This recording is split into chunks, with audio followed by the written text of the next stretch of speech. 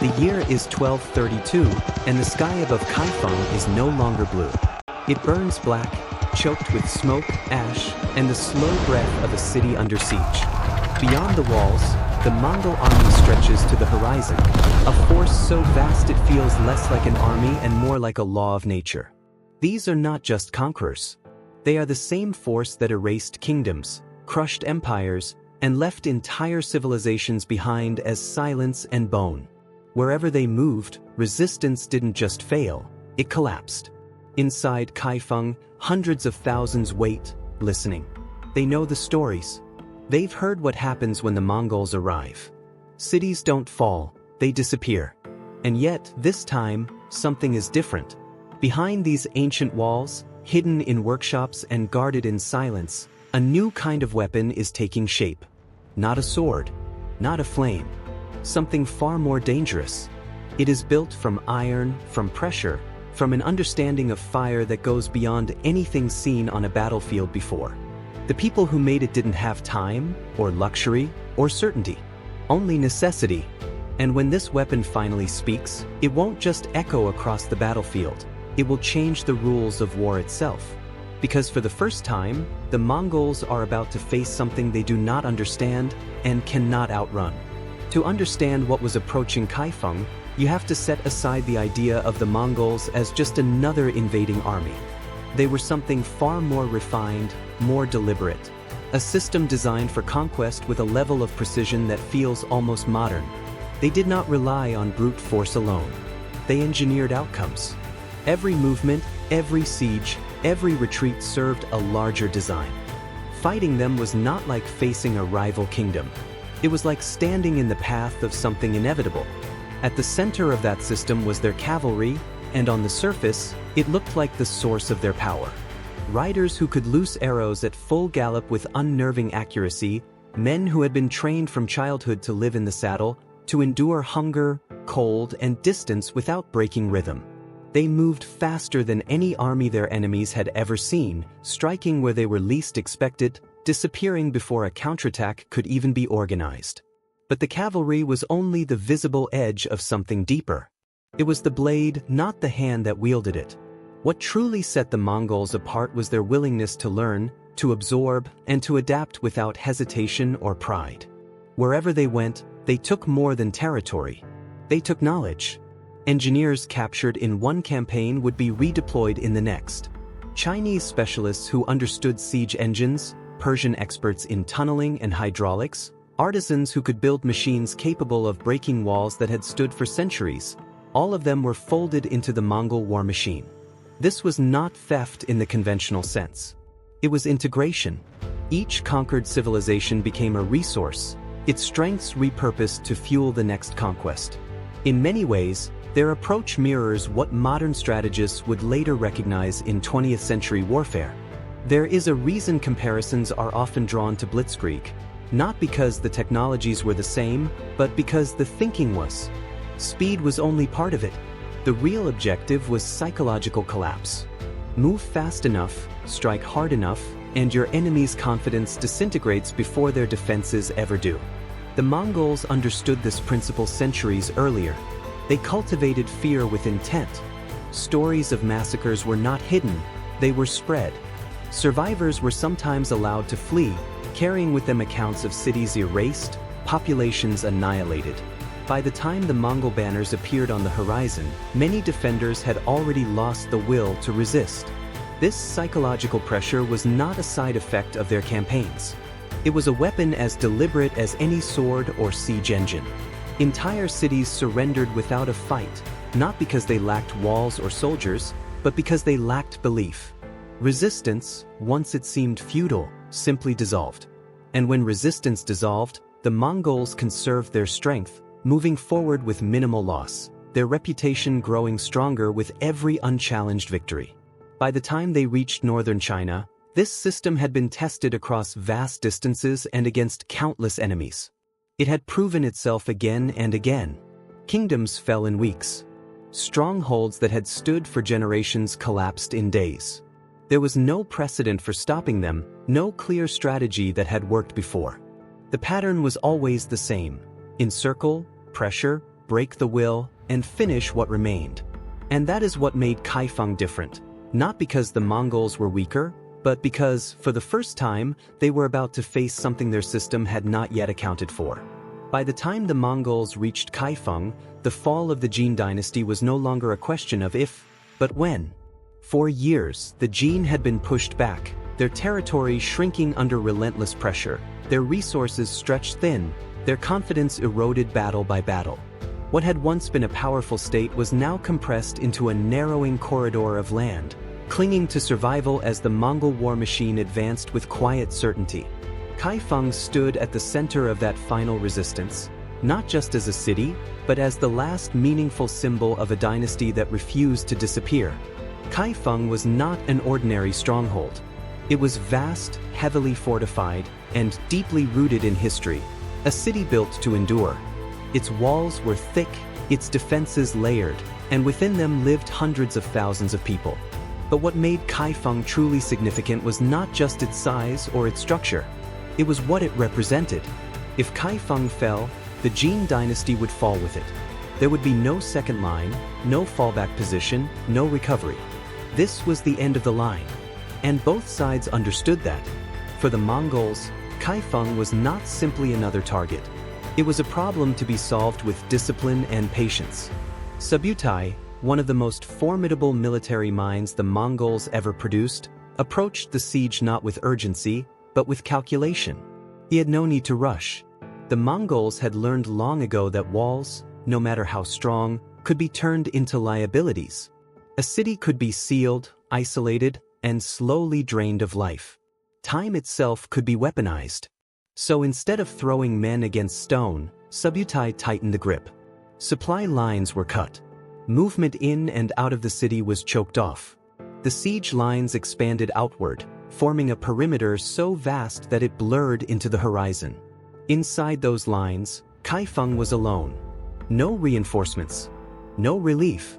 Just a growing awareness that the world beyond the walls had already slipped out of reach. This was classic Mongol strategy at its most refined. Encircle. Contain. Apply pressure. Let hunger and disease do what direct assault did not need to. It was efficient, predictable, and devastatingly effective. Over time, even the strongest defenses became irrelevant when the people behind them began to weaken. Armies could fight. Civilians could endure.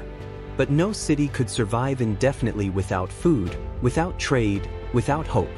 And that was the unspoken truth pressing down on Kaifeng. The walls still stood. The soldiers still held their positions. But the clock had already started ticking. Every day under siege was a step closer to collapse, not through defeat in battle, but through exhaustion of the human spirit. The Mongols did not need to break the walls if they could break the people. From the outside, the outcome seemed inevitable. The Mongols had done this before, many times, across continents and cultures. The pattern rarely failed. Cities that resisted were starved. Cities that held out too long were erased. There was no historical precedent suggesting Kaifeng would be any different. And yet, beneath that sense of inevitability, something unexpected was taking shape within the city. While the Mongols relied on a system that had conquered much of the known world, the defenders of Kaifeng were preparing to challenge it, not by matching strength with strength, but by changing the terms of the fight entirely.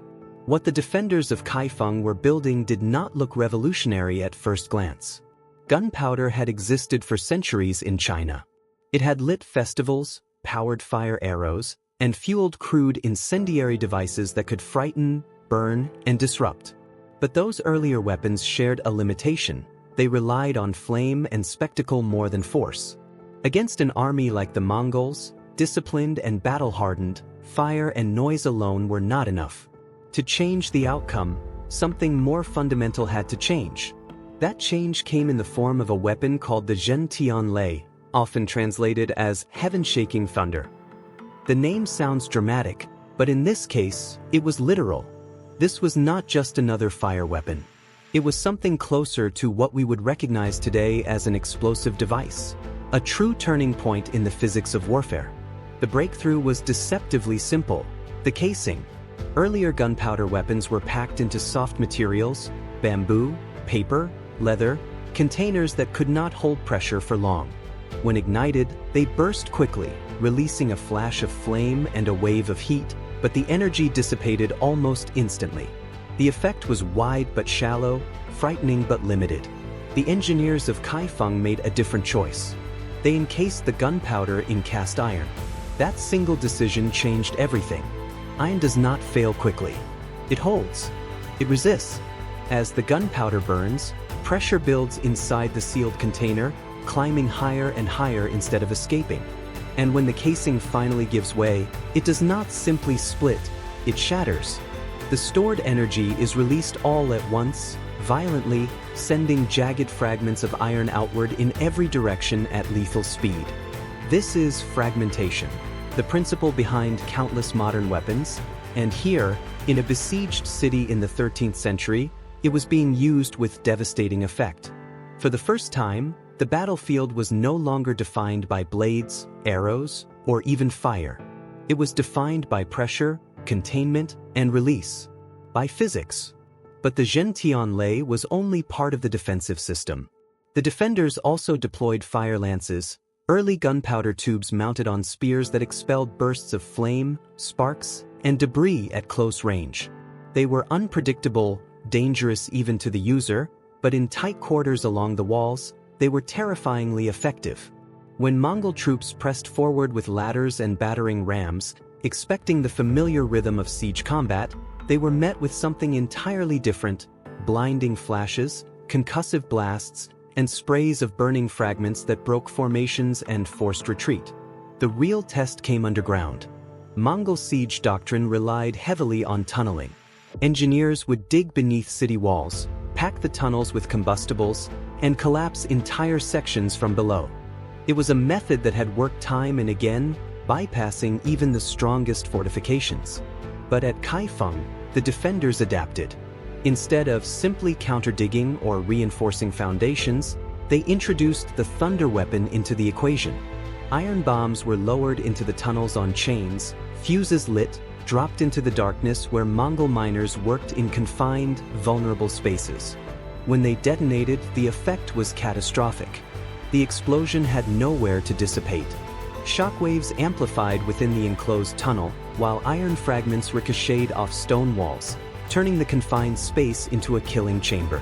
What had once been a reliable strategy suddenly became a liability. For the Mongols, this was unfamiliar territory. Their system had been built to solve known problems: walls, armies, supply lines, but this was different. This was a weapon that altered the environment itself, that punished proximity, that turned space and structure into part of the attack. In that moment, the advantage shifted, if only briefly. The Mongols were no longer facing just defenders behind walls. They were facing an idea, one that redefined how force could be delivered, and one they had not yet learned how to counter. For a moment, longer than anyone on either side expected, the Mongol advance stalled. The walls of Kaifeng held. The thunder weapons shattered assault teams before they could gain momentum. Fire lances broke formations at the base of the walls. Even the tunnels, once the Mongols' most reliable answer to fortified cities, became deadly traps. What had always worked no longer worked the same way. And in that narrow window of resistance, something remarkable happened. The myth of Mongol inevitability cracked. But wars are not decided by moments. They are decided by time. Inside Kaifeng, time was running out. At first, the shortages were subtle.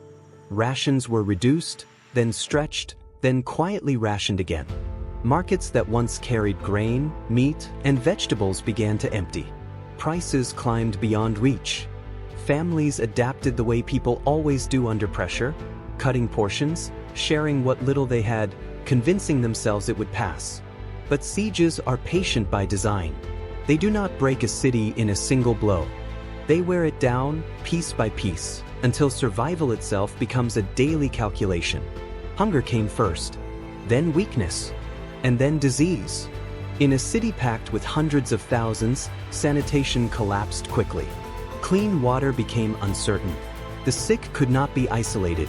Illness moved through the population quietly at first, then all at once, turning streets into corridors of suffering. Strength faded not just from the civilians, but from the soldiers on the walls. The same men who had faced Mongol assaults with discipline and resolve now had to fight exhaustion, malnutrition, and the slow erosion of their own bodies. And yet they held. That is the part often overlooked.